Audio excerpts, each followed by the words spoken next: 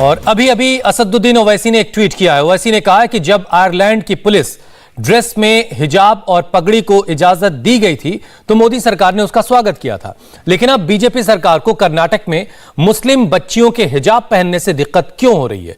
ओवैसी हिजाब के मुद्दे पर यूपी में बेहद आक्रामक है। आखिर ओवैसी के दिमाग में क्या चल रहा है? क्या ओवैसी हिजाब की खाद से यूपी में सियासी फसल काटना चाहते हैं? हिजाब के साथ यूपी चुनाव से जुड़े कई अहम सवालों पर ओवैसी से बातचीत की है इंडिया टीवी संवाददाता विशाल प्रताप सिंह ने।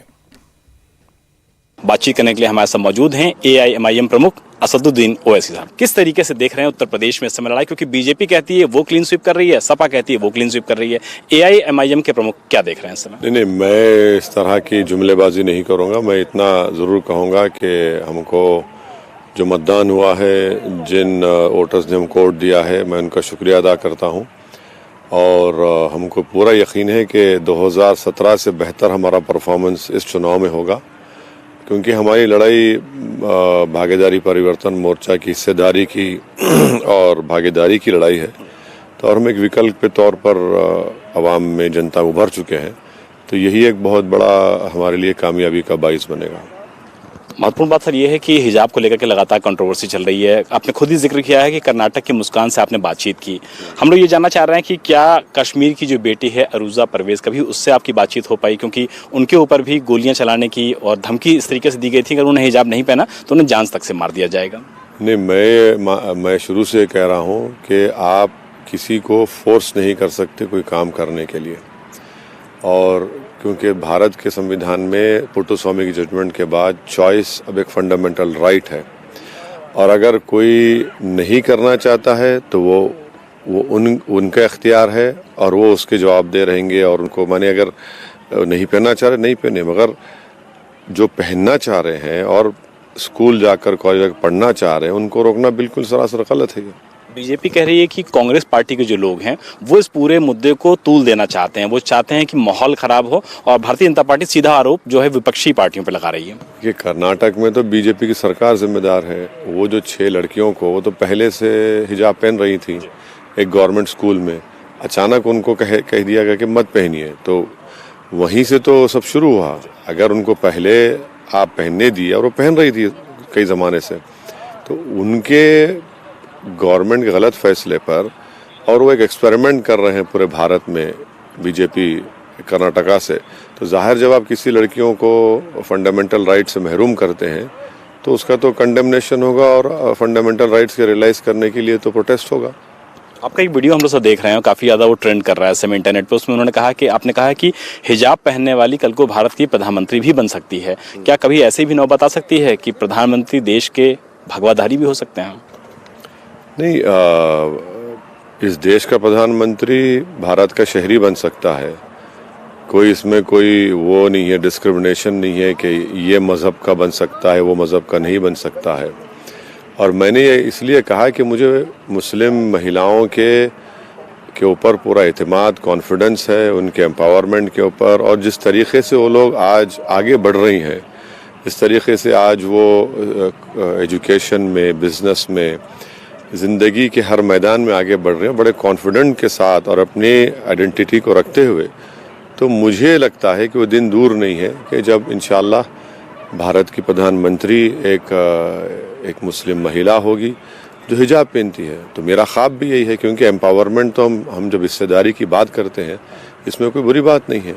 अब रहा साल भगवादारी का आप कह रहे हैं, तो भाई ये भी जनता तय करेगी। यूपी में तो है ना, बाबा अपना कपड़ा पहनकर 4.5 साल उन्होंने सरकार चलाई है, जो बहुत गलतियां और की हैं। उत्तर प्रदेश के विकास के लिए कुछ नहीं किया। मालेगांव से आपके सर एक विधायक है मोहम्मद इस्माइल, उन्होंने अभी कुछ दिन पहले एक प्रेयर ऑर्गेनाइज करने की बात कही थी, जिसके बाद उनके खिलाफ महाराष्ट्र में FIR भी दर्ज हुई। उन्होंने हजारों मुस्लिम महिलाओं को बाहर आने को कहा था, और ये भी कहा था कि हिजाब और बुर्का पहन के ही महिलाएं बाहर आएंगी।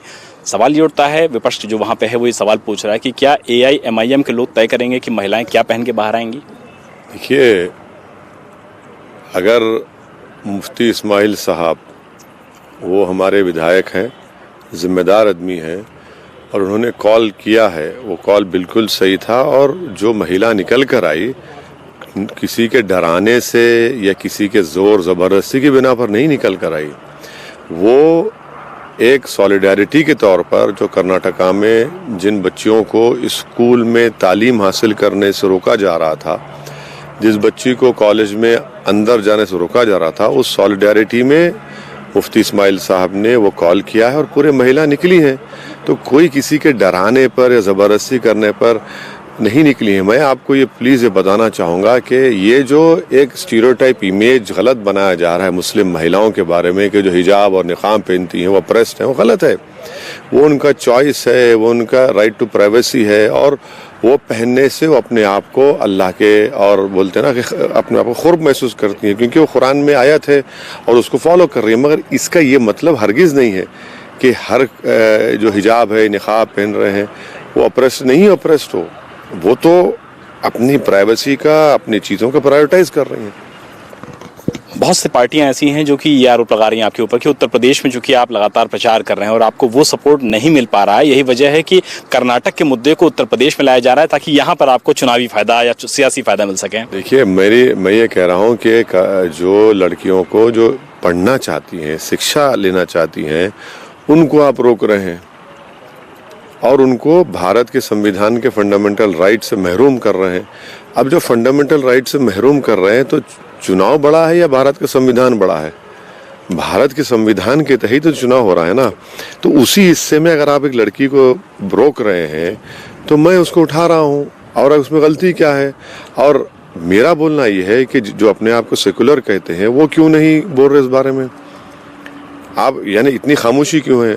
अखिलेश यादव को एक न्यूज़ एजेंसी के जिम्मेदार ने जब पूछा उनसे तो उन्होंने कहा कि सुना ही नहीं दे रहा है। हिजाब और निकाब के बारे में सवाल किया। जब आप हिजाब और निकाब के बारे में बोलना नहीं चाह रहे, बोलने से कतरा रहे हैं, बोलने से भाग रहे हैं, तो भैया मगर आपको उनका वोट भी चाहिए यूपी में और आप उनके बारे में बोलेंगे भी नहीं। आप ये बोल सकते थे ना कि आपका चॉइस है, आप वो भी नहीं बोलना चाह रहे। इतनी घबराहट क्यों है? इसीलिए हम कह रहे हैं कि आप बोल दो कि अब जब दूसरे फेज का चुनाव होगा जो बुर्खा और निकाब पहनते हैं हमको वोट मत दीजिए। या फिर अगर आप सबकी बात करें तो बोलिए हाँ, उनका वो राइट टू चॉइस है, चाहे कोई पहने ना पहने, हम उनके साथ हैं, मगर संविधान के फंडामेंटल राइट्स का प्रोटेक्शन होना चाहिए। वो भी नहीं बोलते। तो सर ना बोलना कारण क्या है सर? क्या डर है कि मन में अखिलेश जी की किसी तरीके का? नहीं, देखिए ये तो एक सॉफ्ट हिंदुत्व नहीं बल्कि एक्चुअल हिंदुत्व वो फॉलो कर रहे हैं और ख़ास तौर से उनके दिल दिमाग में ये बात बैठ चुकी है कि उत्तर प्रदेश का अल्पसंख्यक समाज उनका कैदी है और बीजेपी के डर से वो उनको वोट दे देगा। मगर वो ये नहीं समझ रहे हैं कि 14, 17, 19 तीन बार अब इलेक्शन हार चुके हैं। बड़ी बड़ी तादाद में मुस्लिम अल्पसंख्यक समाज ने आपको वोट दिया, तब भी आप बीजेपी को नहीं हरा पाए। आज एक विकल्प के तौर पर MIM पार्टी भी है, हमारा भागीदारी परिवर्तन मोर्चा है और आप देखेंगे इस चुनाव में भी और आने वाले फ्यूचर मुस्तकबिल में भी ये जो इनकी सोच है ना, ये जो अपने दिमाग में ये बिठा चुके हैं कि हमको छोड़कर कहाँ जाएंगे, तो दरी बिछाएंगे, नहीं होने वाला है, बदलेगा माहौल। यूपी की रैलियों में से हमने ये सुना कि आपने कहा कि आप चाहते हैं कि उत्तर प्रदेश विधानसभा जो है वहां पर अंदर जब मुस्लिम विधायक जीत करके जाएं तो अल्लाहू अकबर के नारे लगे। आपने भी जब संसद में जिक्र किया था, भाषण दिया था, तो वहां भी मैंने ये कहा कि जब हमारा विधायक जीत कर जाएगा तो जो मौजूदा समाजवादी पार्टी के या बसपा के जो नेता जीतते हैं अल्पसंख्यक समाज के, उन्होंने एक लफ्ज नहीं पूछा।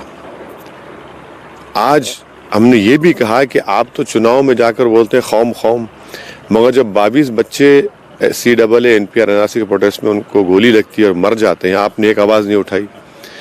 आपने उनके एजुकेशन, सोशल डेवलपमेंट पे क्या पूछा, बताइए। भाई आप जब विधायक बनते हैं तो आपका काम है ना सरकार को आप एक्सपोज करें, उनकी नाकामियों को उठाएं, अपने विधानसभा के बारे में उठाएं। अरे विधानसभा में कचरे के अंबार लगे हुए हैं, कोई डेवलपमेंट नहीं, कोई विकास नहीं, खड्डे पड़े हुए हैं, हाँ, और आप खौम खौम बोलते हैं। यही तो हमने कहा कि जब हमारा विधायक इंशाल्लाह जीत कर जाएगा वो इन लोगों की तरह गूंगा अंधा बहरा बनकर नहीं बैठेगा, वो लड़ेगा, चाहे मुख्यमंत्री हमारा बने या किसी और का बने, मगर इंसाफ की और हक की बात करेगा और राइट्स पूछेगा अपने। तो पूछना जरूरी है ना। यहाँ पर हो रहा है क्या है कि भाई बस मैं जीत जाऊं और मेरी इज्जत में इजाफा हो जाए, जनता भाड़ में जाए, वो गलत है। मौजूदा अगर सरकार की बात किया जाए तो हमेशा योगी आदित्यनाथ भी दावा करते हैं, गृहमंत्री अमित शाह भी दावा करते हैं कि उत्तर प्रदेश में पिछले 5 सालों में कोई दंगा नहीं हुआ है। क्या आपको लगता है ये बात सही है सर? ये एनसीआरबी का डेटा है। मैं आपसे अपील करूंगा कि आप इंडिया टीवी की आपकी जो टीम है उनको बोले 2019 में एनसीआरबी कहती है कि करीब 5000 कम्युनल इंसिडेंट्स या वायलेंस हुए हैं। 2019 का एनसीआरबी का डेटा, अमित शाह की मिनिस्ट्री का। अब बताइए क्या है? फिर काशगंज में जो बच्चे को पुलिस स्टेशन में मार दिया गया, हाँ आप फिर हमारी गाड़ी पर हमला हुआ, ये क्या हो बताइए आप? तो ये फिर लखीमपुर ले लीजिए आप, 3 दिन पहले उन्नाव का एक वाकया आपके सामने, हाथरस का सामने आया, ये सब चीजें हैं। अखिलेश यादव हमेशा ये कहते हैं कि जो इस बार का उनका गठबंधन है वो सारे गठबंधन को तोड़ देगा और पश्चिम उत्तर प्रदेश से लेकर के पूर्वांचल तक क्लीन स्वीप करने जा रही समाजवादी पार्टी। राहुल गांधी के साथ गठबंधन हुआ, बीएसपी के साथ बहुत बड़ा गठबंधन हुआ, आखिर इस समय जो जयंत चौधरी के साथ गठबंधन है इसको लेकर के अखिलेश यादव इतने ज्यादा कॉन्फिडेंस से नजर क्यों आ रहे हैं? अब भाई कॉन्फिडेंट लेवल तो ये है कि उनको तो ख्वाब में तो कृष्णा आके कह दिए उनको कि तुम मुख्यमंत्री बन गए। अब इसका क्या जवाब देंगे बताइए? कोई ख्वाब में अगर आके कह दिए हैं तो हमारे ख्वाब में तो सिर्फ इन मजलूमों की लड़ाई दिखाई दे रही है। हमारे ख्वाब में वो 22 बच्चे जो मर गए फायरिंग में, और ये जो हम जाकर देखते हैं, ये जो बेबसी और बेरहमी के मज़ाहिर हम देखते हैं, वही हमको नज़र आता है। वो तो ख्वाब में बन चुके हैं, अब क्या बोलेंगे उनको? उत्तर प्रदेश के चुनाव में से गर्मी को निकाल दूंगा, चर्बी निकाल दी जाएगी, इस तरीके के जो वर्ड इस्तेमाल हो रहे हैं, आपको लगता है कि विकास का जो एजेंडा है वो पीछे हट गया और जो पर्सनल अटैक है वो थोड़ा ज़्यादा हो रहा है? नहीं, देखिए इस तरह के अल्फाज इस्तेमाल वही लोग करते हैं जो बौखलाहट का शिकार हो जाते हैं, जिनको नज़र आ रहा है कि अपने पैरों से ज़मीन खिसक रही है, तो इसी तरह बौखलाहट के शिकार होकर इस तरह अनाप शनाप बकते रहते हैं। आखिरी सवाल आपसे ले लेता हूं कि 10 मार्च को नतीजे आ रहे हैं, आपके जो विरोधी भी हैं वो भी आपके तर्क की बहुत ज़्यादा तारीफ करते हैं। मैं ये जानना चाहता हूं सर कि 10 मार्च की स्थिति आप कैसे देखते हैं और खासतौर पे अपनी पार्टी को लेकर के? हम अब भागीदारी परिवर्तन मोर्चा के लिए, बाबू सिंह कुशवाहा साहब के लिए और जितने पार्टीज उसमें उनके लिए, अपने पार्टी के प्रत्याशी के लिए कैंपेनिंग करने जाएंगे। फिल वक्त तो कोशिश यही है कि हमारे प्रत्याशी के उम्मीदवारों को कामयाबी मिले। अब जब 10 मार्च आएगा, जब आप बुला लीजिए, मगर अभी तो ये वक्त तो सिर्फ प्रचार करने का, दिल जीतने का और वोट को उसमें कन्वर्ट करने का। बातचीत करने का बहुत शुक्रिया। तो AIMIM प्रमुख असदुद्दीन ओवैसी साहब का कहना है कि जबरदस्त तरीके से इस समय लड़ाई चल रही है और उनके कैंडिडेट्स, उनकी पार्टी इस चुनाव में जबरदस्त प्रदर्शन करने जा रहे हैं और वो निश्चित तौर पर इस बेहतर प्रदर्शन करके उत्तर प्रदेश की राजनीति में अपनी धमक को भी धमकाने जा रहे हैं। राजीव राय के साथ Vishal Pratap Singh, India TV, Lucknow. India TV हर वक्त हर जगह डाउनलोड करने के लिए सर्च करें India TV news Google Play Store या ऐप स्टोर पर।